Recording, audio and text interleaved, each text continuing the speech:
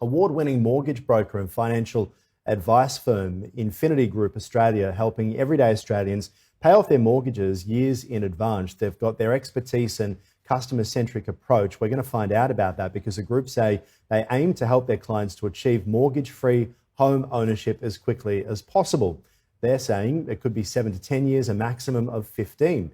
It's no longer the never, never. So how are they doing that? Graeme Holm joins us now from Infinity Group Australia. Graeme, how are you doing? Good morning, Aaron. How are you? What sort of businessman tries to put himself out of business? Well, it's an interesting question, but our philosophy is that people shouldn't be chained to a 30-year mortgage. They should be able to pay off multiple homes or invest with their money in other capacities or other areas. So we want to help the families beat the bank.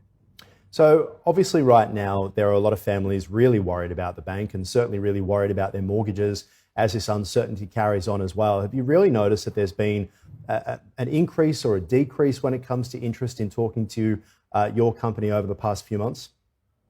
Absolutely, Aaron. There's been a significant increase, several 100% actually, of people inquiring not just around restructuring and refinancing. And the first home buyers is quite robust at the moment, but people are really digging deep into the education space. They really want to get a better financial literacy. They're really keen to understand how they can improve their position. And we're seeing such an abundance of inquiry for financial education at the moment.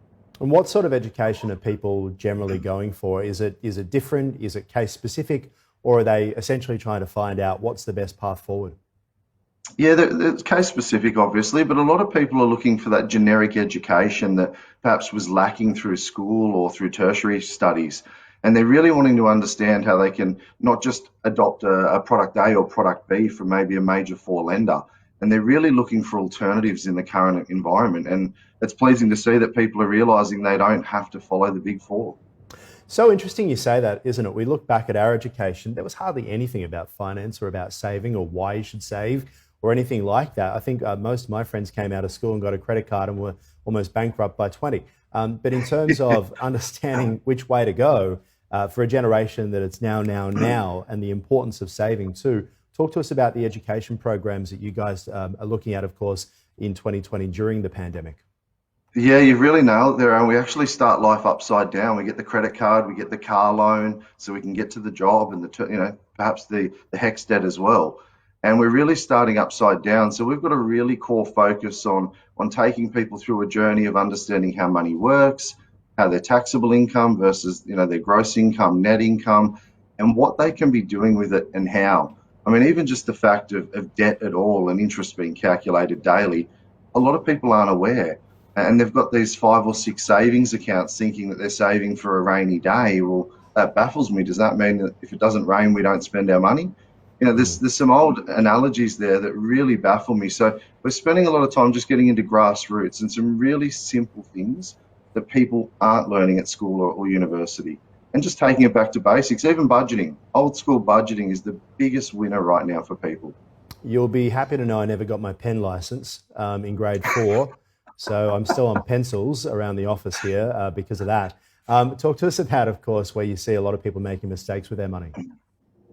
Yeah, just last week, Aaron, we had a family come to us. They'd spent $1,282 in a 7-day period just on Coles, Woolworths, Audi. So all three, they were no preference, as well as Uber Eats and Deliveroo. Well, that's where the money went.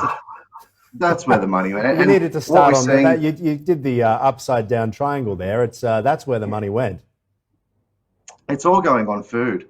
It's predominantly going on food, takeaway. It's really unnecessary spending, and that's a lot of the education we focus on. Absolutely. Is what do you actually need versus what do you actually want? And if you you focus can't on ask someone that at 10 p.m. at night because it's always going to be a couple of cakes and maybe get the chips and a meat tray sent over to your house. Just quickly, we've got to wrap up. We're coming to the end of the show. How do we find out about you guys?